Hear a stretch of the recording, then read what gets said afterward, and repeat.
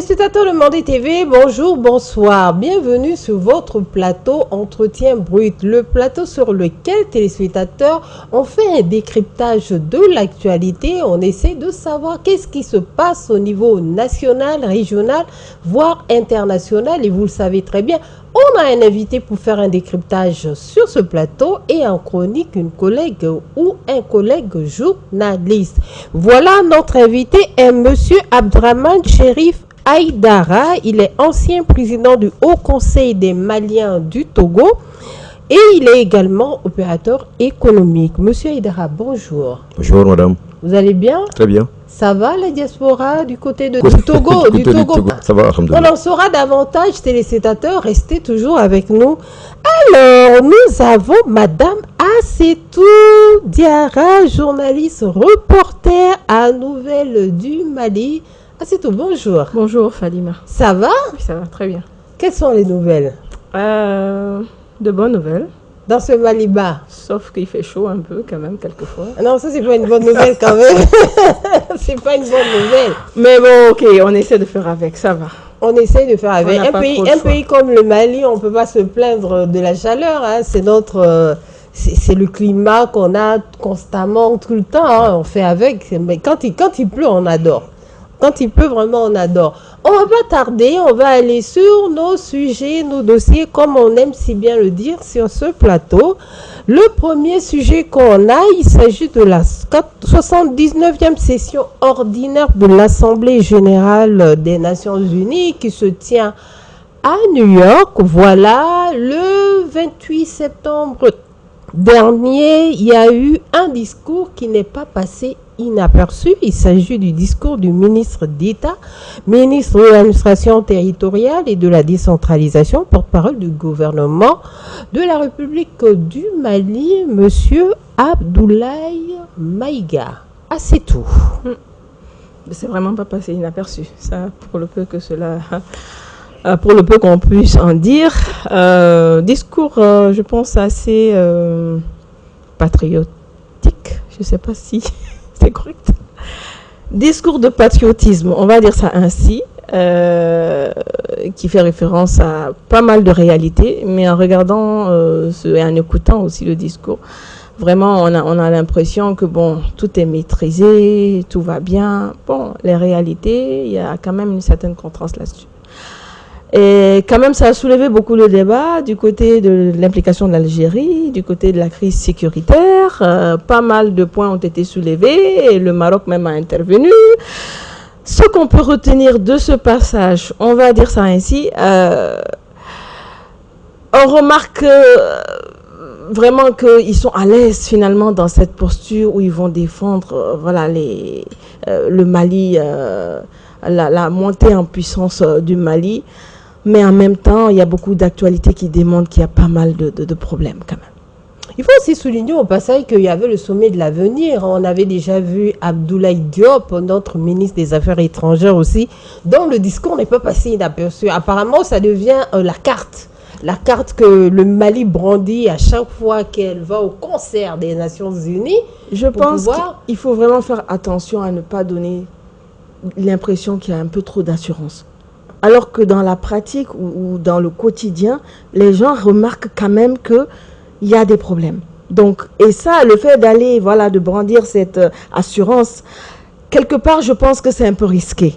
Parce que finalement, on ne vous verra pas comme porte-parole de la réalité, mais on vous verra plutôt comme porte-parole, voilà, de vendre quelque chose finalement qui n'existe pas. Voilà. Monsieur Aïdara, votre avis par rapport à ça? On peut surtout souligner que les ministres des Affaires étrangères, si on peut dire de l'AES, hein, la confédération de l'AES, ont pleinement fait la communication, la promotion de l'AES lors du sommet. Eh bien, écoute, madame, je vous remercie beaucoup. Il faut reconnaître quand même que ce discours était très bien attendu, hein.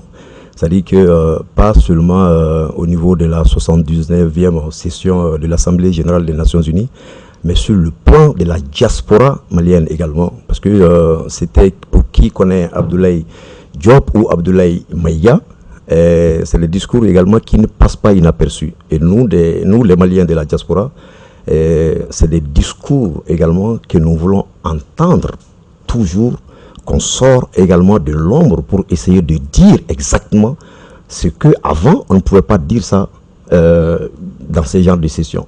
Et aujourd'hui, le Mali est tellement vu à l'extérieur qu'il faut passer également un aéroport ou un autre dans un pays africain pour qu'on vous souhaite également la bienvenue et vous dire également qu'on vous souhaite de continuer également les combats.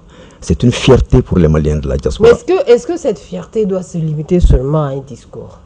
Écoute, c'est le discours que nous sommes en train de décortiquer. Il y a beaucoup de choses également qui rentrent en ligne. Mais est-ce que ça doit rester seulement un simple discours où évidemment on dénonce l'impérialisme, on dénonce le soutien du terrorisme, on dénonce les groupes armés et tout ça, mais voilà, est-ce que ça doit se limiter seulement à un discours? Mais c'est de ça qu'il s'agit, puisque l'actualité l'oblige. L'actualité l'oblige. Et si d'autres personnes ne le disent pas à votre place, il faut avoir le courage également de le dire.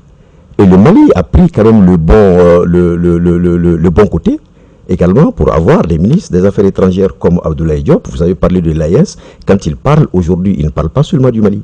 Il parle de l'AES. Et donc c'est une fierté également pour les ressortissants de l'AES, nous, quand même de la diaspora.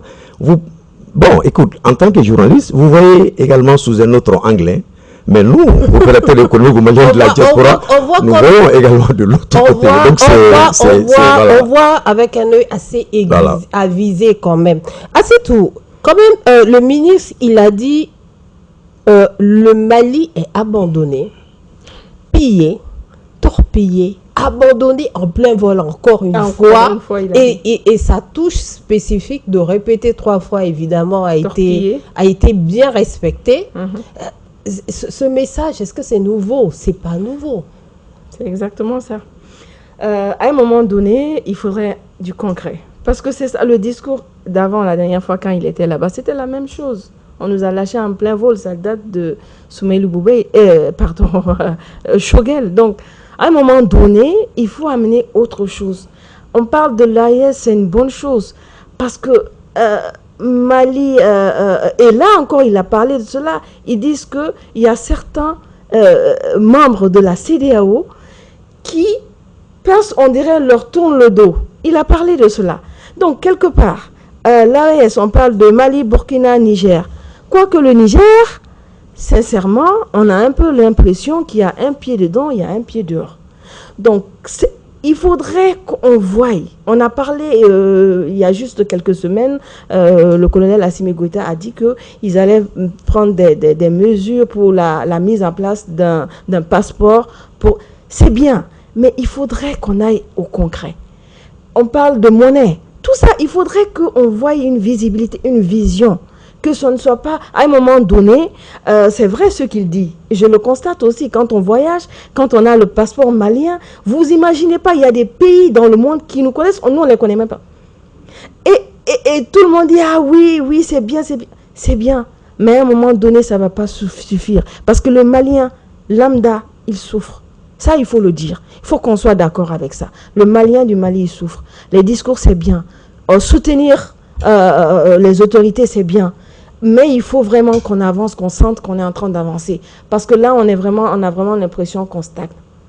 Il y a encore, je ne sais pas si vous avez remarqué aussi, M. Aïdara, c'est que lors de son discours, il annonce clairement qu'il faut pouvoir discuter, négocier avec les groupes armés.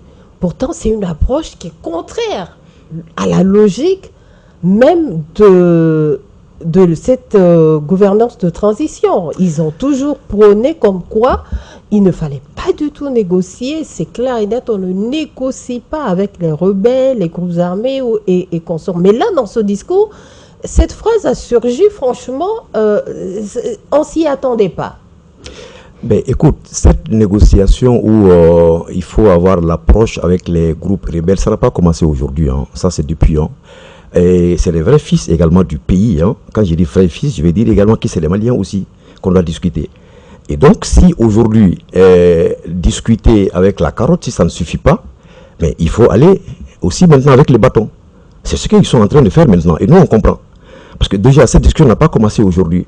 On te dit d'arrêter. On te dit d'arrêter. On te dit de ne pas faire ça. Ça dit que vous fermez les yeux également, vous avancez également de façon à pouvoir attaquer également ton propre pays de la sorte, sous la couverture également de X ou Y. Mais à un moment donné, il va falloir quand même que si les autorités ne prennent pas des dispositions pour stopper cette situation, mais c'est elles qui vont partir. Oui, mais quand je parle de discuter, il s'agit de dialoguer avec les groupes armés. Le dialogue a été... Il ne s'agit pas des affrontements et tout, et l'avancée qui est reconnue de l'armée et de Fama. Madame, ce dialogue-là, c'est pas aujourd'hui. Hein. Il y a combien de dialogues que vous notez qu'on a fait ici dans ce pays? Je veux juste dire, vous le saluez ou pas d'aller avoir un terrain de médiation avec les groupes armés? C'est pour ou contre? Il s'agit de ça? Non, moi, pour le moment, je ne suis même pas pour encore pour ce dialogue-là. Hein. Pourtant, c'est ce qu'il évoque. Ah non, mais il évoque. Peut-être, il pense que toujours, il y a la voie également du dialogue. Mais pour nous, Maliens de la diaspora, il faut aller à l'essentiel. C'est les militaires quand même qui sont au pouvoir, hein, ce ne sont pas les civils. Hein. Pourtant, et le pays est attaqué. C'est ce qui est le pays est attaqué. Nous sommes en guerre. Et quand on est en guerre, il faut montrer qu'on est en guerre. Et c'est-à-dire que nous, à l'extérieur, là, on pense que quand tu rentres au Mali, mais écoute, c'est la fin du monde. Mais nous, depuis la frontière, depuis l'aéroport, on pense que non. Il n'y a jamais eu, même une lance-pierre également qui a été jetée ici, maintenant sur un oiseau. Mais ça fait peur. Mais qu'est-ce que les Maliens essaient quand même de nous montrer? Ici, on pense que tout est réel. Et tu peux faire pratiquement un mois ici à Bamako, même dans certaines villes, également à l'intérieur du pays, mais on ne sent rien. Les Maliens vaguent à leur occupation. Mais moi, je peux dire également que d'accord. Il s'agit de Bamako, mais dans les régions, je ne pense pas que ce sera le même discours. Je parle de l'intérieur, je parle de certaines, certaines villes de l'intérieur. Partout le Mali. On est à 1 248 000 km². Et si aujourd'hui, tout le monde dit Alhamdoulilah, mais c'est ce que nous cherchons. Mais il y a des efforts quand même qui sont en train de faire pour qu'au moins ces genres de situations également puissent cesser. Moi, ce dialogue-là, ce n'est pas parce que je suis pour ou contre, mais je crois que ça suffit, quoi. Ça suffit. Vous n'êtes pas du tout pour la... Non, ce dialogue-là, non. Le ministre, porte-parole du gouvernement, quand même, dans son discours, a fait entendre, a fait comprendre aux Maliens comme quoi, voilà, il y a cette brèche qui est possible de pouvoir dialoguer avec les groupes armés. Parce que beaucoup de Maliens l'ont dit, l'ont décrié, en disant qu'on a beau faire cette approche purement militaire, à un moment donné, il faudrait s'asseoir et discuter. De toutes les façons, la fin de toutes les guerres, c'est le dialogue qui a terminé cela. Et je pense qu'en toute chose, il y a la réalité du terrain et il y a la réalité quand on est assis tranquillement derrière son bureau. Et je pense que là, ils font face vraiment à la réalité du terrain. Parce qu'ils comprennent beaucoup que ce sont des Maliens qui sont en face. Ce ne sont pas des ennemis, ce sont des Maliens qui sont en face. Donc, et on peut même le dire, souvent ce sont des Maliens qui sont matérialisés, lobotomisés, carrément dépourvus de leur sens du bien ou du mal. Ce sont, entre guillemets, des victimes, on va le dire ainsi, de la situation. Donc quand on est face à un problème comme ça, on est obligé de chercher d'autres ressources que la force. Et je pense que c'est ce qu'ils ont compris. Parce que c'est ça, la réalité du terrain maintenant prouve qu'il faut prendre d'autres voies. Et moi, je pense que c'est salutaire. Voilà, parce qu'en réalité, cette crise ne va jamais finir sans qu'on soit d'accord. Que ce soit par les armes ou que ce soit par le dialogue, il va bien falloir qu'on soit d'accord. D'accord par les armes, c'est de se dire par exemple, ok, on est d'accord, on dépose les armes. C'est aussi le dialogue. Merci beaucoup. Dans son discours, il a carrément évoqué aussi un terme qui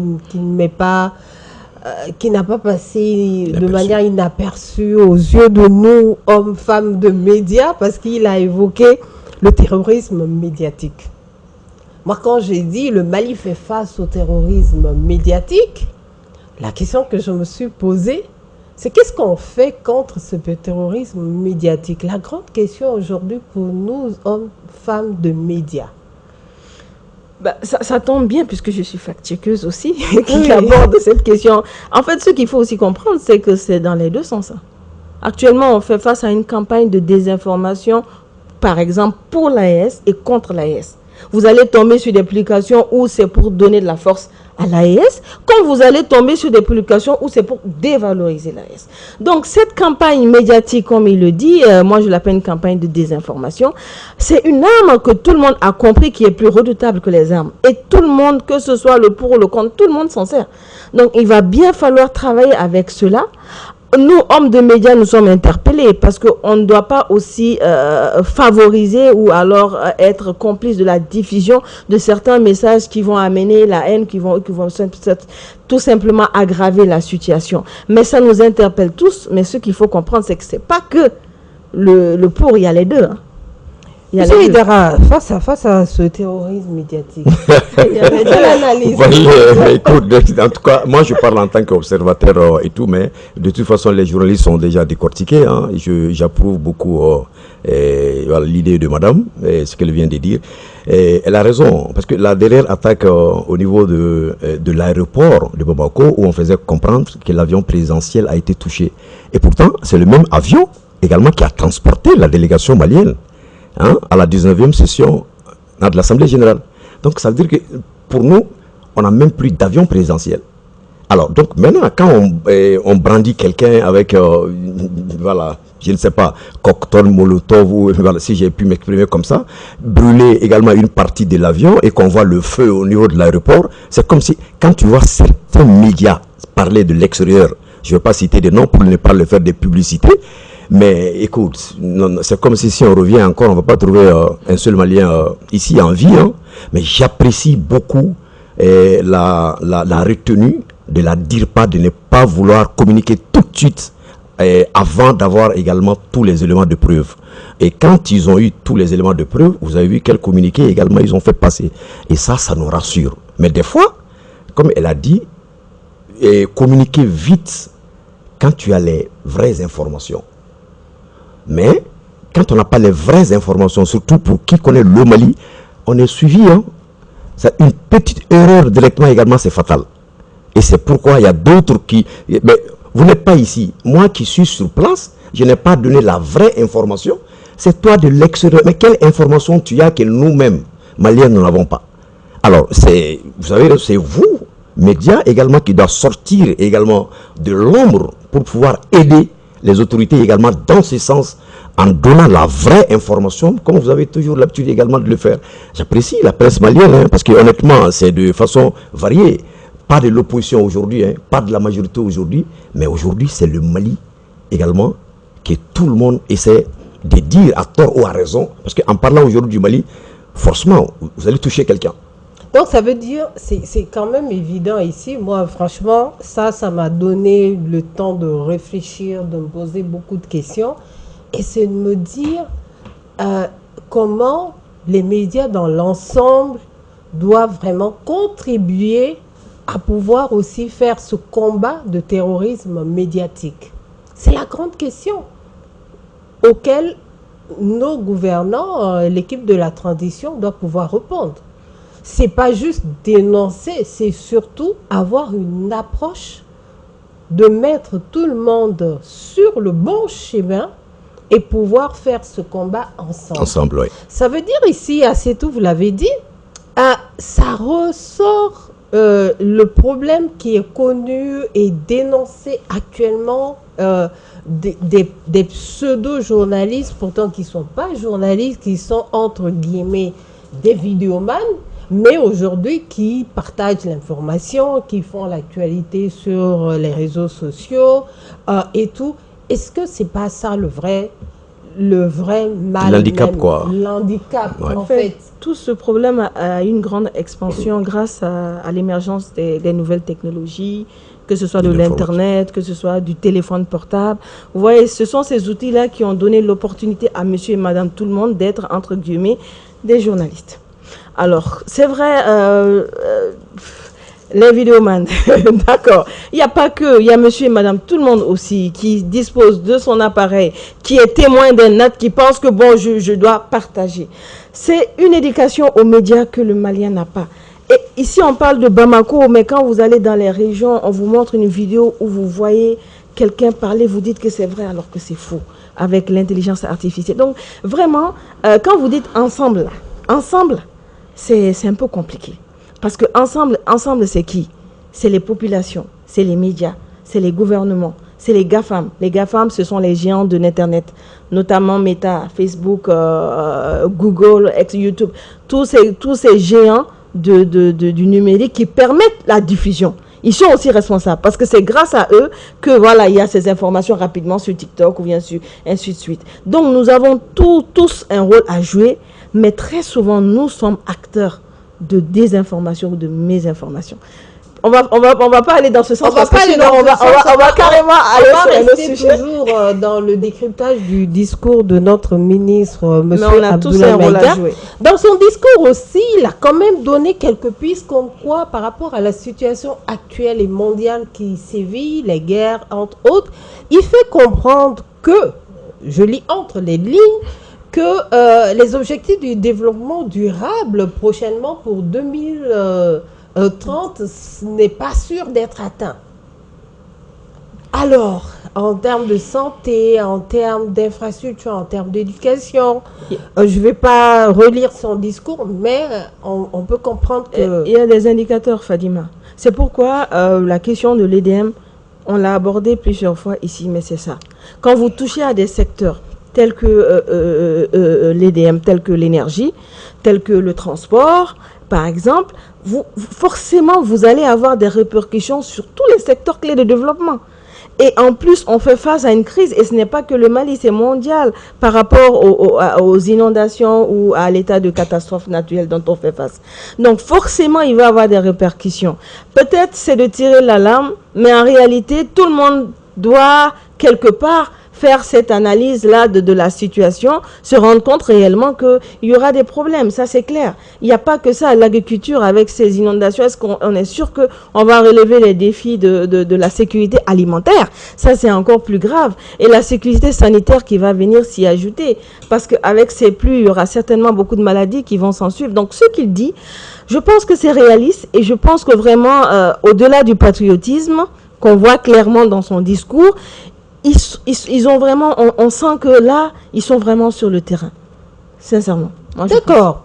Et dans le discours de notre cher Abdoulaye Maïga, ce discours n'est pas passé inaperçu parce que ça a beaucoup envoyé des flèches, fustiger l'Algérie, le voisin Algérie. Ça a été l'officialisation encore plus poussée de cette crise qui existe entre nos deux pays.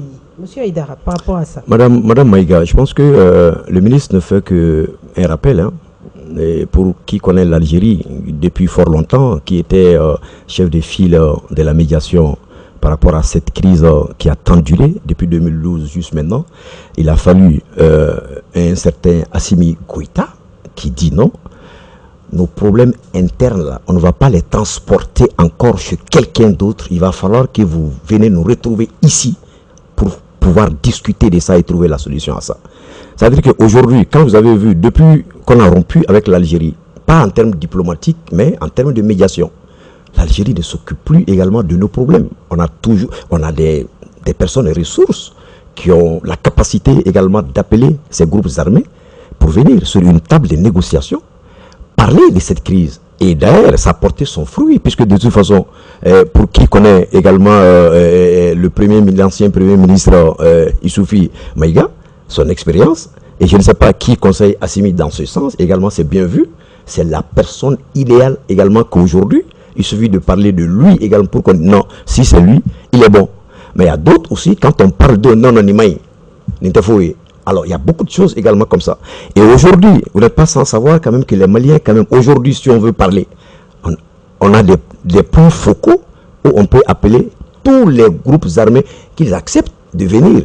Qui n'acceptent pas de venir, ça fait leur problème. Comme le ministre l'a dit, ça dit, voilà, et il a l'habitude de répéter à tout le monde, à qui veut l'entendre, 3 fois, où il répète.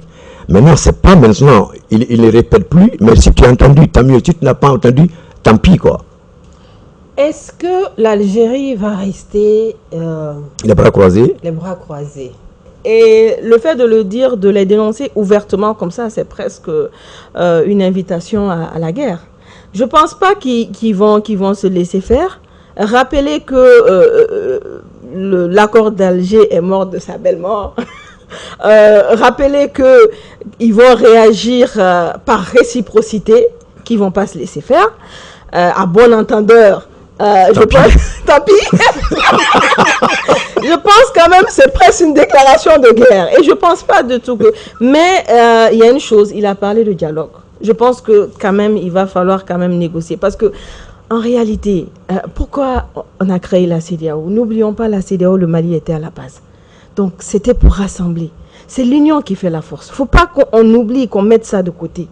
Ça ne sert à rien. C'est clair, hein, la CEDEAO est aussi morte de sa belle mort. N'empêche, l'idée de l'AES, pour eux, c'était une invitation à ce que d'autres pays les rejoignent. Malgré que ça ne se passe pas actuellement comme cela.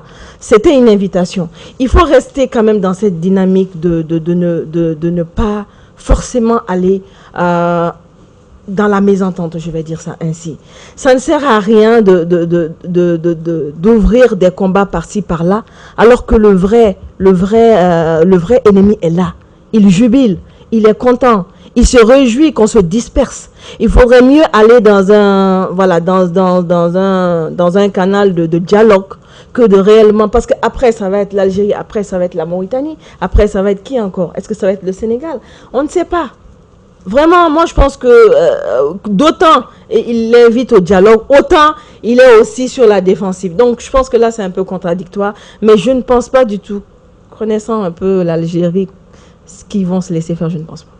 En tout cas, au niveau de la frontière, c'est vraiment un regard en chien de faïence. Hein. Chaque force armée est vraiment en train de regarder. Mais en tout cas, ça a été une mise en garde. Moi, par ce discours, je peux dire que ça a été une grosse mise en garde vers l'Algérie. Pour dire qu'on est là, on est prêt. À tout moment, on peut aussi déployer ce qui est nécessaire. Madame, si la Palestine a reçu avec des cailloux, depuis Belle Lurette jusqu'à aujourd'hui, et c'est ces mêmes cailloux également qui sont en train de lutter également contre la plus puissante armée, que je peux dire, également du monde, même s'ils sont soutenus également par d'autres pays que je ne vais pas citer de nom, c'est pas le Mali. Aujourd'hui, qui ne va pas dire que quand il est attaqué, qu'il ne va pas réagir. Hein. Madame a raison. En tout cas, merci beaucoup. Voilà, on a pu donner une petite approche par rapport à ce discours-là. On regarde bien de près. En tout cas, la délégation malienne est sur place, dans la place. Voilà, bien représentée. Hein, avec votre permission, madame, il y a quelque chose qui a attiré quand même mon attention en tant que malien de la diaspora. Quand j'ai vu le ministre Abdoulaye Diop, en compagnie de la diaspora malienne des États-Unis, l'accompagner jusqu'à la... C'est-à-dire que, voilà, à la 19e session, aux portes franchement, de cette... moi, j'ai eu les larmes aux yeux, quoi. C'est-à-dire quand un ministre est bon, il faut avoir le courage également de le dire. Hein. Il y a d'autres ministres qu'on a vus dans leurs hôtels, c'est-à-dire qu'on est parti les chasser ou les insulter, quoi.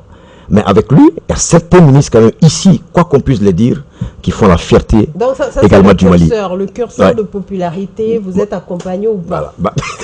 Non, mais on peut dire cela. Parce que c'est son travail aussi, hein, il faut le reconnaître. Merci beaucoup, monsieur Aïdara, qui est sur le plateau de Bandit TV, qui nous parlera un petit peu de la diaspora malienne se trouvant du côté du Togo, comment ça se passe. Et on essaiera d'avoir un peu d'informations sur la suite de notre affaire dont on avait parlé ici sur le plateau, notamment l'affaire des stupéfiants, trafic de stupéfiants et trafic des dossiers des laissez-passer. On en saura davantage très bientôt. Restez toujours avec nous.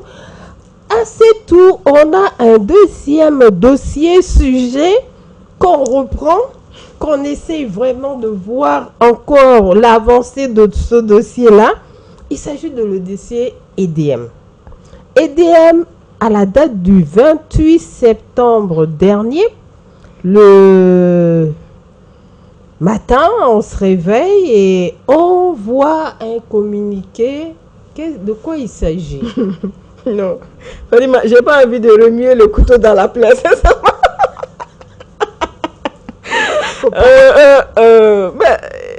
Toujours vol d'essence, vol ou de gasoil. C'est quand même dommage, quoi. Franchement, et puis dans un contexte où il y a encore des coupures, Il y a encore pas mal de coupures, pas mal d'inondations. Les gens sont dehors, les gens sont obligés de chercher des abris. Et on entend toujours de ce problème récurrent de... Ça veut dire que quand même, il y avait une gangrène concernant cette histoire d'électricité ou de la gestion même de cette structure qui produit de l'électricité au Mali. Déjà avec tous les problèmes qu'elle traverse, parce qu'il faut le reconnaître, hein, bon nombre de Maliens aujourd'hui ont des panneaux chez eux. Bon nombre de sociétés ont des panneaux dans leur structure. Plein de petits commerces ont acheté des groupes électrogènes. Le business qui marche actuellement aujourd'hui au Mali, c'est ça. Réparateur de groupes ou bien pose de lampes solaires, ainsi de suite. Donc, dans ce contexte-là, c'est vraiment un peu trop. C'est trop.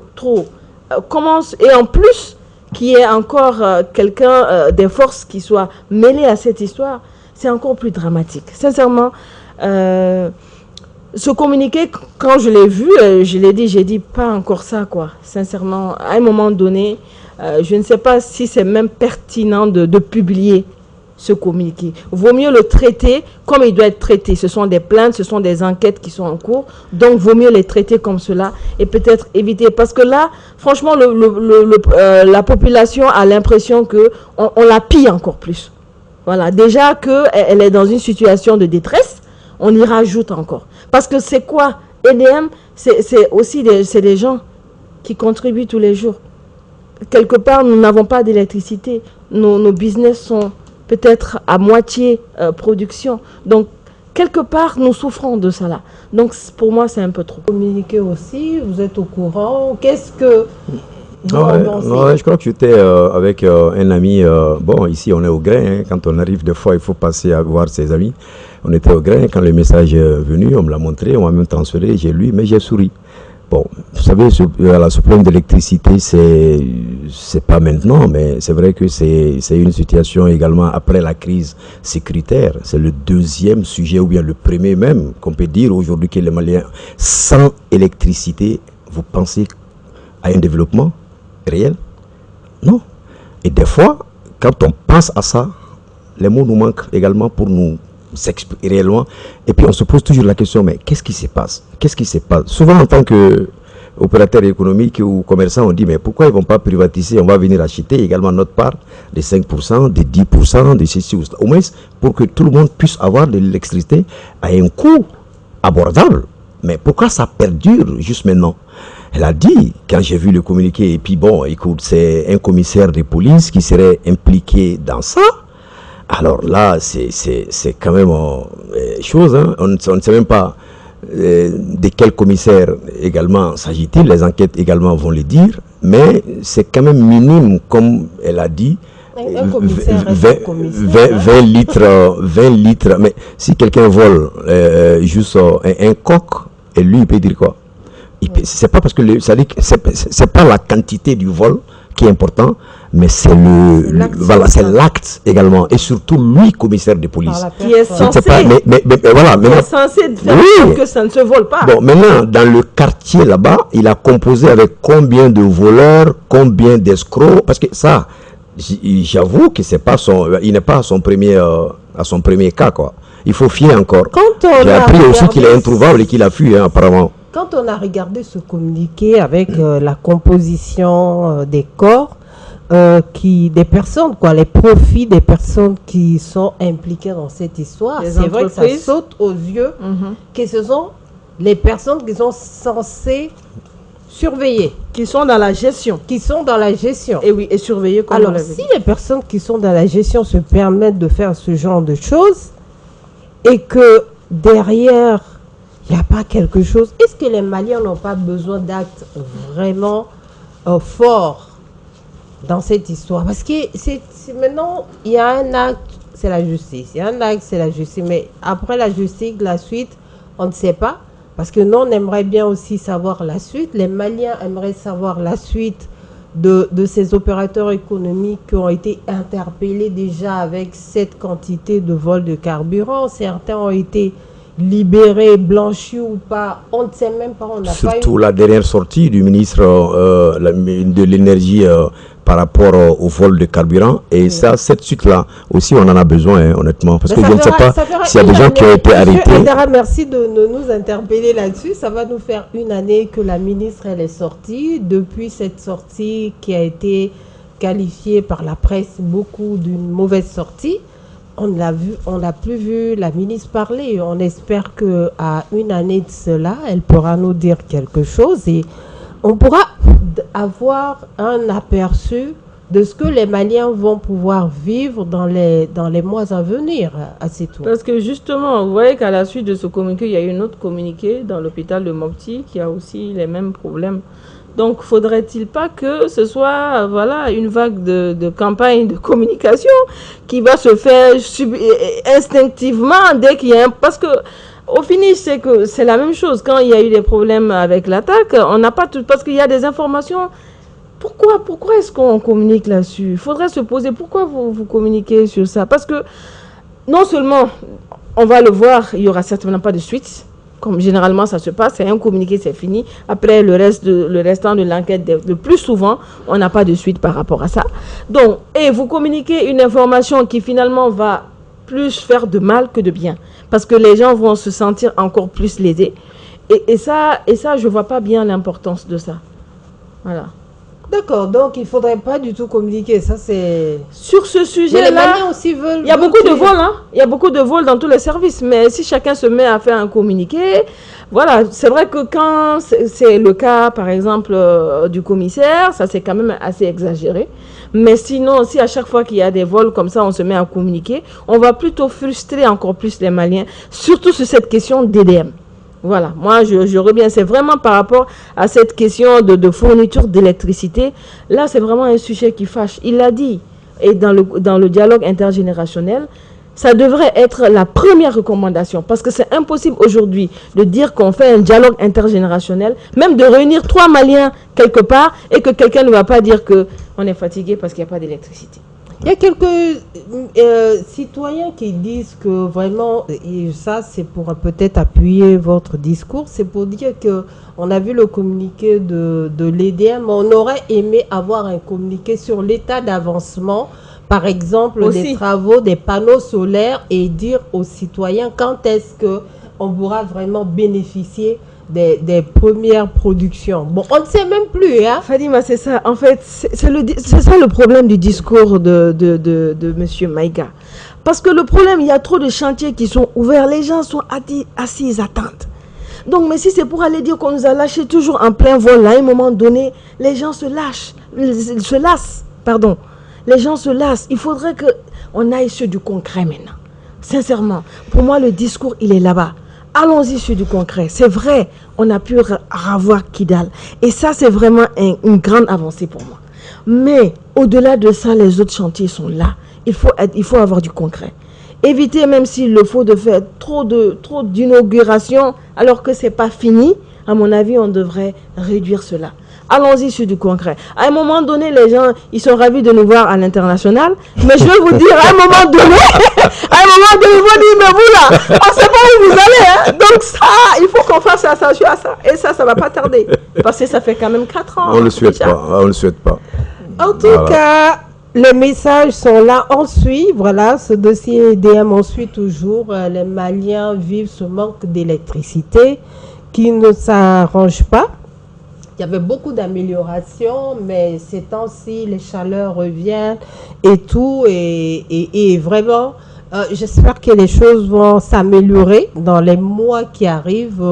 Et on aimerait savoir qu'est-ce qui est mis vraiment en préparation par rapport aux chaleurs. Les périodes de chaleur, les Maliens se rappellent, les Maliens n'ont pas oublié le mois de Ramadan. Forte chaleur du mois de Ramadan. Avec le mois de Ramadan. Et facile, surtout, malheureusement, ce n'était pas la cause, mais ça a quand même contribué avec la perte des personnes âgées. Beaucoup de personnes. Qui étaient dans des hôpitaux et qui se sont retrouvées souvent sur des blocs d'opération et qu'à tout moment, il fallait jongler entre l'électricité et le groupe électrogène. Voilà, bref, c'est un mauvais souvenir pour nous tous, Maliens de l'intérieur comme Maliens de l'extérieur. Je pense que vraiment la ministre doit nous donner un plan de tout ça dans les semaines et mois à venir. Dire aux Maliens quelles sont les dispositions. Les dispositions, chacun veille à prendre des dispositions parce que c'est individuel. C'est-à-dire l'analyse actuelle, on n'a aucune information actuellement dans la main qui présage que ça va être différent l'année passée. Sinon, si ça peut l'année prochaine. Que l'année prochaine va être différente de l'année passée. Donc, pour le moment, on n'a pas cette information-là. Donc, vaut mieux prendre des dispositions, sincèrement, pour éviter les problèmes. Et en pire, parce qu'avec les changements climatiques qu'on est en train de constater, il est possible qu'il y ait un changement de ce côté-là. Prions que ce soit positif. Restons en tout cas assez optimistes pour notre cher Maliba. On a un autre sujet, voilà, il s'agit de ce que tous les Maliens vivent et constatent aujourd'hui, c'est, voilà, on a décrété la catastrophe nationale. Due aux inondations essentiellement.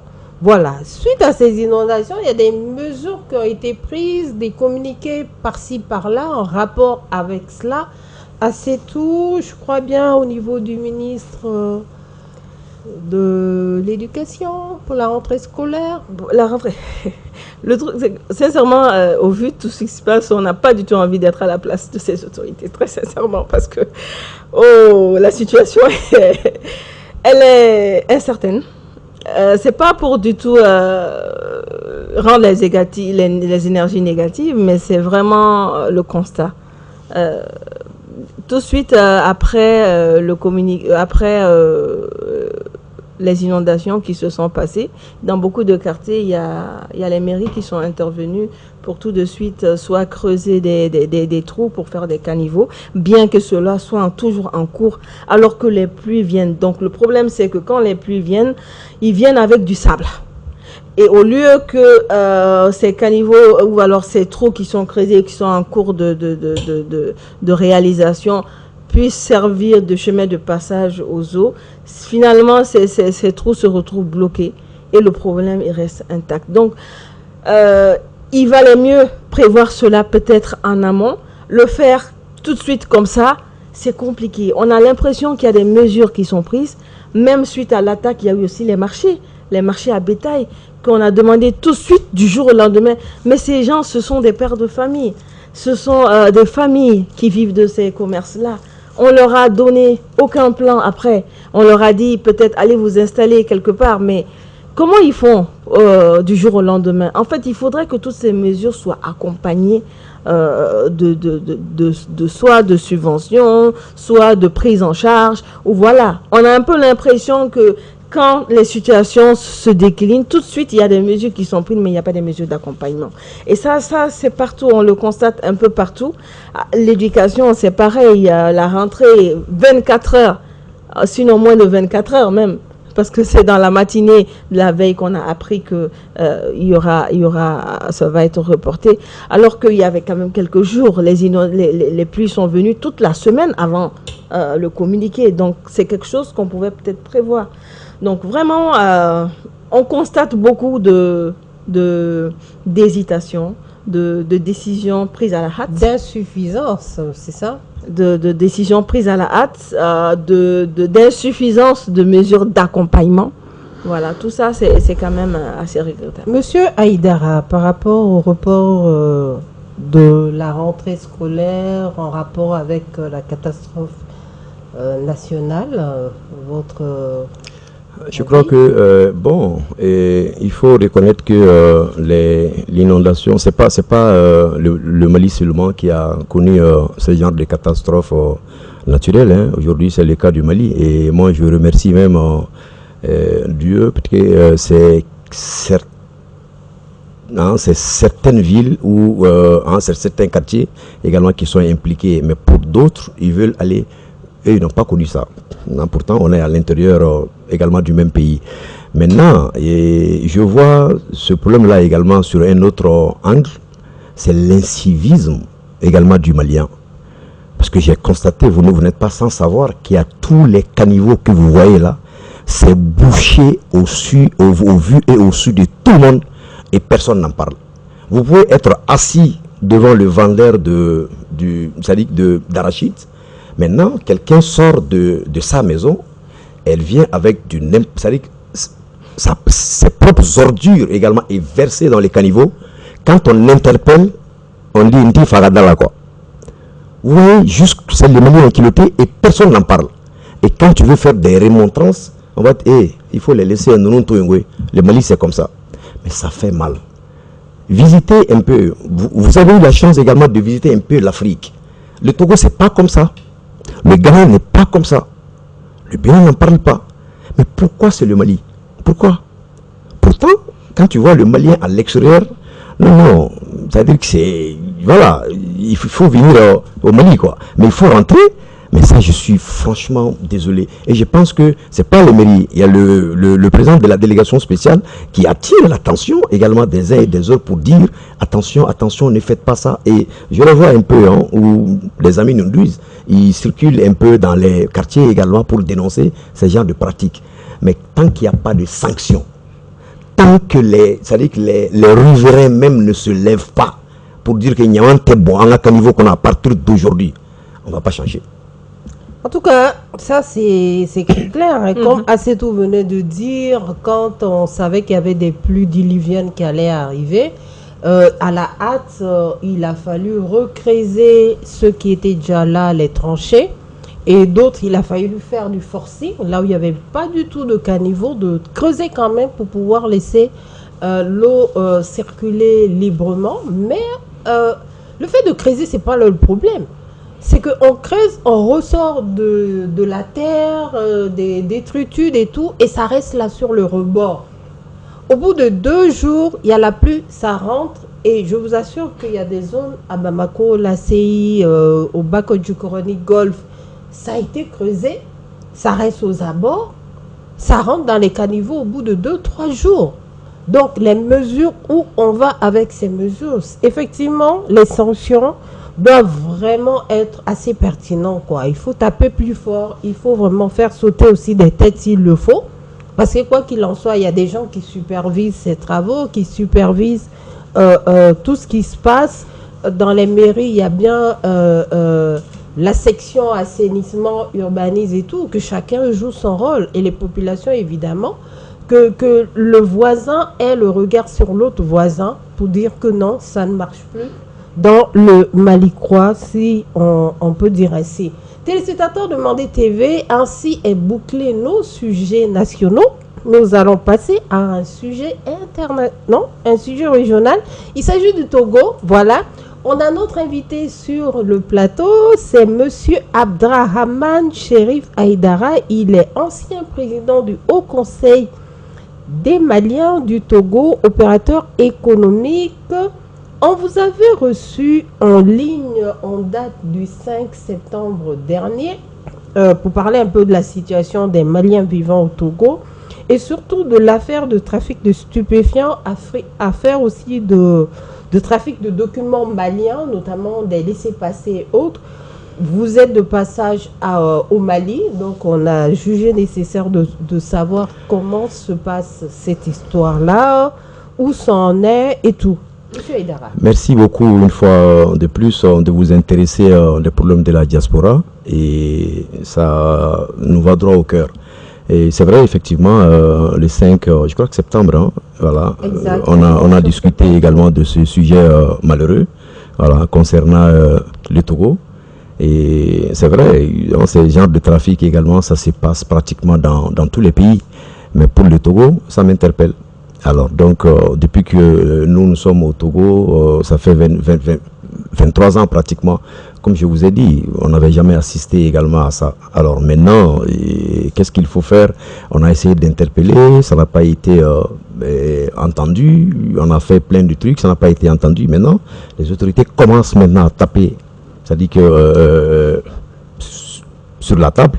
Et aujourd'hui, je vous ai dit la fois des réels qu'il y a plus d'une vingtaine d'arrestations et d'autres même ont eu voilà, une peine lourde. Hein. Et le dossier, après, je vous ai promis que j'allais voir l'ambassadeur également par rapport à ce dossier. Effectivement, je me suis rendu à l'ambassade également pour ça, où j'ai eu un entretien avec l'ambassadeur. J'ai parlé de ça avec lui. Il m'a prodigué des sages conseils par rapport à ces dossiers. Et je lui ai dit exactement ce que j'ai fait ici également avec l'émission. Et qu'est-ce qui a poussé également ces genres de situations jusqu'à ce que la presse également s'en ait saisi également du dossier. Alors donc on a fait pratiquement c'est-à-dire que tout le long également du dossier, qu'il a eu une oreille attentive également à m'écouter, et ces conseils également me sont bénéfiques, à moi également de tout faire également pour apporter ma petite contribution, si je peux intervenir, mais pas pour encourager ces genres de pratiques, parce que déjà, ces genres de situations, la drogue et autres, le Mali interdit ça. Et pourquoi également c'est les Maliens qui vont aller dans d'autres pays également pour le faire. Et ce qui devait même être l'interlocuteur entre les Maliens également et ces genres de...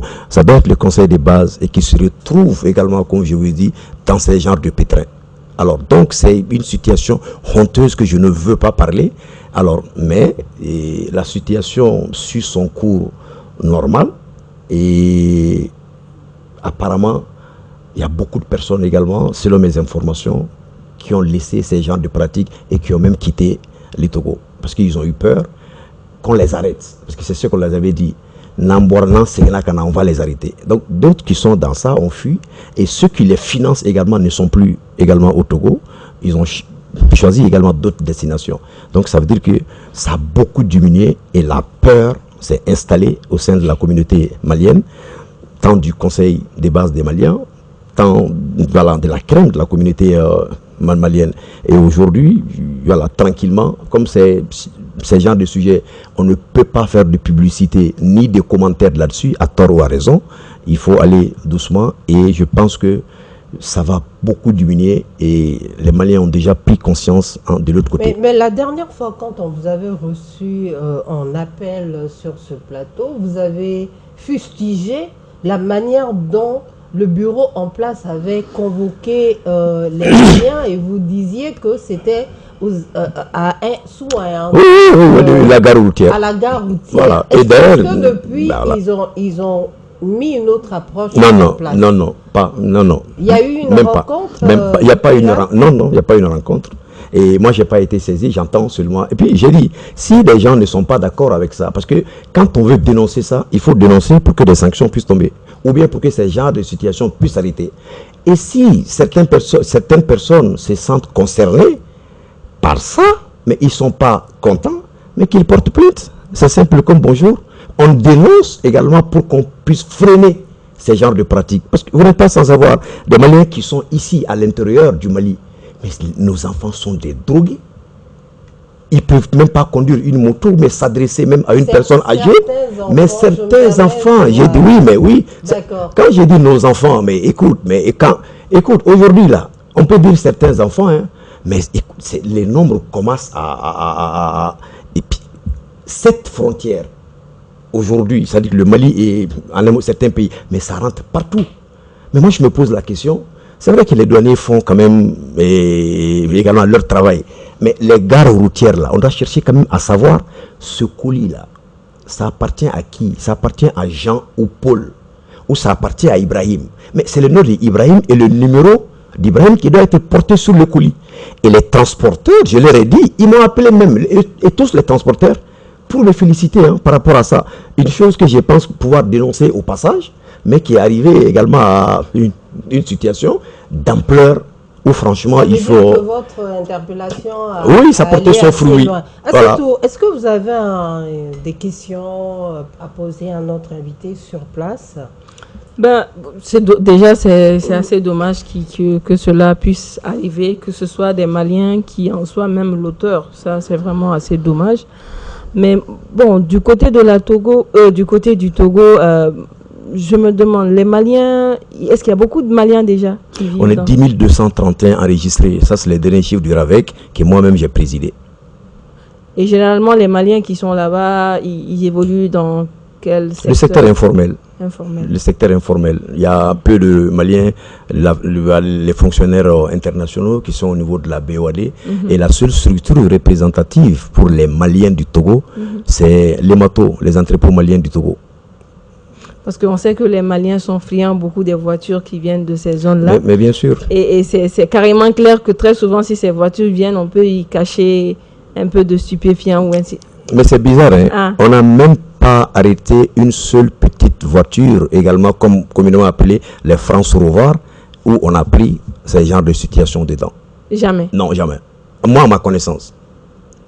Mais les transporteurs font de leur... Mais au fait, ils travaillent mal. Quand ils moi, quand j'ai une compagnie de transport, et alors, vous amenez un colis, mais il y a quoi dedans? Non, c'est des tissus de gens ou poules. Ouvrez. Mais non, il y a quelqu'un quand même qui s'occupe des bagages. Oui. Vous ouvrez, on est d'accord? Il faut avoir quelqu'un d'emballage tout de suite là. Exactement. Et là, on met le ticket, on met ton nom, on met dans le bus ou dans le magasin. Mais ta responsabilité est déjà dégagée. On te délivre un ticket et à l'arrivée à Bamako, tu prends. Mais si le colis, si c'est un colis suspect ou en cours de route, on sait qu'il y a quelque chose qui est dedans, mais ce n'est plus toi. Puisque déjà, c'était clair en amont. Maintenant, on constate que non, il n'y a pas tout ça là. Quelqu'un arrive à donner un 20 000, un 30 000 à quelqu'un, ou des apprentis, ou d'autres personnes par négligence des transporteurs, ça arrive à rentrer également dans le bus ou dans des camions en destination du Mali. Il faut la douane également pour saisir ça. Ou bien, en cours de route, on sait, parce qu'entre eux aussi, ça parle. Hein. Ce colis-là, non, l'autre a passé, pour moi, ça n'est pas... Donc, il faut que je dénonce. C'est entre eux-mêmes, ce sont eux-mêmes qui se sont dénoncés. Hein. Sinon, beaucoup de choses également sont rentrées ici également sans qu'on le sache. Monsieur Haïdara, donc ça veut dire que la justice suit son cours. Sous son cours normal. Normalement, oui. Par rapport à cette affaire-là.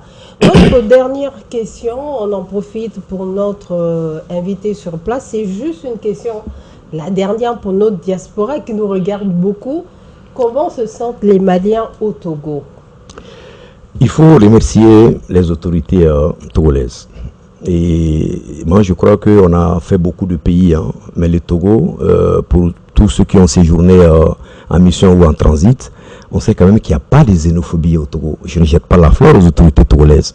Si je suis resté là-bas pendant 23 ans, et d'autres ont fait 40 ans, hein, il y a d'autres qui ont fait 50 ans. Avant l'indépendance, d'autres étaient là-bas. Leur famille se trouve encore là-bas. Ils ont la nationalité togolaise. Ils vivent mieux également qu'ici. C'est vrai que la patrie également demande toujours également d'avoir voilà, une certaine considération, une attirance également vis-à-vis de son pays, mais on vit mieux au Togo, parce que s'il y avait des cas également de xénophobie, on allait dénoncer aussi. Hein. D'accord. Les autorités à travers le procureur, les commissaires, les commandes des brigades, ils sont à saluer, franchement. Merci les petites beaucoup. affaires n'arrivent pas au niveau du on arrive toujours à gérer. Merci malheureusement, beaucoup, c'est Monsieur Haïdara, votre mot pour dire au revoir à nos téléspectateurs. Je profite de l'occasion pour saluer les Maliens de la diaspora, surtout ceux qui sont au Togo, et l'ensemble également, les 5 millions de Maliens qui vivent à l'extérieur. Ils font du bon boulot. Et si aujourd'hui on vous dit comment les Maliens vivent à l'extérieur, et avec tout ça, ils arrivent à penser également à ce pays et à mettre la patrie également dans leur cœur. Je ne sais pas si vous aimez le Mali également plus que nous. Merci beaucoup. C'est un très beau message. On voit bien que c'est un Malien de la diaspora. Oui. Nous tous, on aime ce cher Maliba, ça je peux vous l'assurer. Téléspectateurs de Mandé TV, nous sommes avec M. Abdrahman Cherif Haïdara, ancien président du Haut Conseil des Maliens du Togo, opérateur économique. Merci beaucoup. Merci madame, merci beaucoup, merci. C'est tout. On s'est dit à la prochaine, le temps d'enquêter, d'investiguer, de voir nos dossiers de fact-checker surtout. On va contribuer à cette guerre terroriste. Exactement. Ça, c'est le nouveau mot que j'ai appris en 2024. Ouais, cool. C'est du terrorisme médiatique. C'est quand même... ça doit apparaître dans le dictionnaire. Il faudrait qu'il trouve une lexique pour mettre ça quelque part dedans. Mais tant pis pour ceux qui ne veulent pas entendre. Hein. Ah ben, il a dit tant pis. Il a même dit dans son discours, Akana partagé. Moi, c'est ça, mon mot de la Akana partagé. Parce qu'on a trop l'habitude à partager, non, à Cana partager. Merci beaucoup, téléspectateurs de Mandé TV. Nous sommes à la fin de notre entretien du jour. Voilà, on se dit à la prochaine. Restez toujours sur les ondes de Mandé TV. Allez-y sur nos pages YouTube, Facebook, Mandé TV, Reflet du Mali. On se dit à la prochaine.